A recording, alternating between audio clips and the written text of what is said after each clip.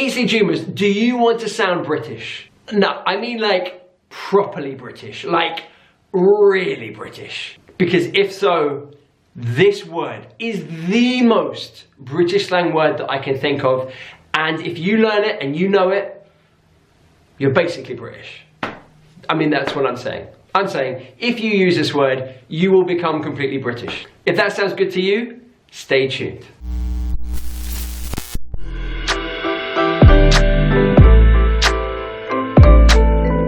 Welcome to Eat, Sleep, Dream English. If you haven't met me before, I'm Tom and I teach fresh, modern British English so that you can take your English to the next level and achieve your life goals. Today we're looking at one of the most British slang words that I can think of. I mean, one of my big things is that I love to teach fresh, modern British English, stuff that you might not find in your English language coursebook. And this word is definitely one of those words. The word is Innit. Innit. Right, what does Innit mean? Well, this is a remarkable word, guys. This is a word that does so much, and yet it's so easy to use.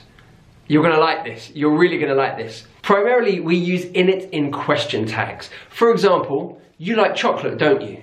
You like chocolate, don't you? The don't you is the tag, and that's the bit that we replace with Innit. So I would say, you like chocolate, innit? You like chocolate, innit? Now we use question tags for two reasons. One is to ask a genuine question, and that's when the intonation will go up at the end. If the intonation goes down at the end, then we know the answer to the question, but we're just looking for confirmation from the other person. So if I put innit back into that sentence, you like chocolate, innit? You like chocolate, innit? That is going down. I'm checking, I know the answer, I know that you like chocolate. I'm just looking for confirmation from you that I'm right, that you like chocolate. All right, let's put it into another sentence. You passed your driving test, innit? You passed your driving test, innit? All right, so you passed your driving test. Now, in a normal question tag, that would be, didn't you? You passed your driving test, didn't you? But with innit, we don't need the didn't you. We'll throw that away, we'll just put innit. So you passed your driving test, innit? You passed your driving test, innit? So again, we're just looking for confirmation that they have passed their driving test. All right, another example. You're a doctor, innit? You're a doctor, innit? All right, you're a doctor, innit?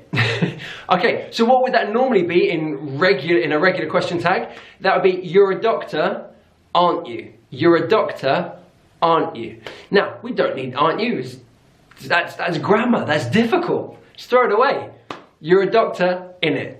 You're a doctor, innit? So again, we're using innit to replace the usual question tag with innit. Now, what you'll notice there is that you don't have to think about the grammar. So instead of thinking about what the auxiliary is, so you are a doctor, all right, the auxiliary is are. So now I'm gonna have to switch that for the question tag, I have to switch that to a negative. So you're a doctor, aren't you? Okay, so are and aren't, opposing auxiliaries, so one positive, one negative.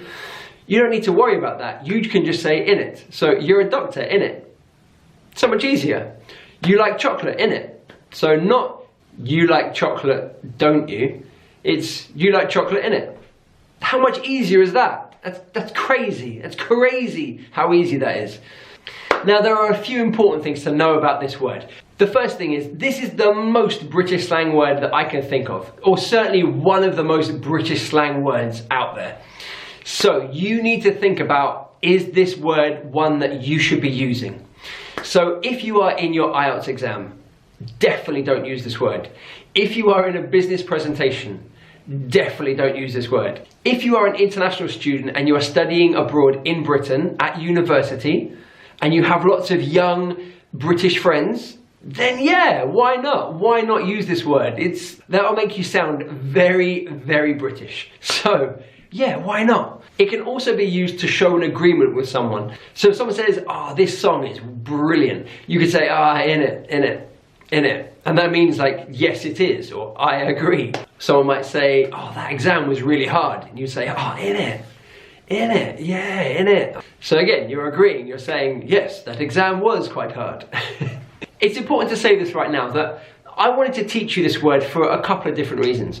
One that I think it's a part of modern English, and so it's really important for you guys to know, especially if you're coming to London or to Britain and you're traveling around or you're studying here. This is a word that you're going to hear. It's also a word that's an important part of British culture because it's used in so many TV programs and references in the media. It's one that is used throughout British society. And so, again, I think if you're interested in British culture, then this is a word that you're going to see and that you're going to want to understand. It's also one that you're not going to find in your English course book. So that's pretty good. And finally, it's one that replaces a lot of difficult grammar that people find challenging. And so if it can help you in your spoken English, well, that's pretty cool. So, 4 good reasons to learn this word. Very quickly, guys, if you haven't already, please hit the subscribe button and the notification bell. That notification bell tells you when I've released a new video so that you can make sure you're the first person to watch it and so that you don't miss a single lesson that I release. Remember to hit those buttons, guys. Remember, I've got new videos every Tuesday and every Friday helping you take your English to the next level. Thank you so much for hanging out with me, guys. This is Tom, the Chief Dreamer, saying goodbye.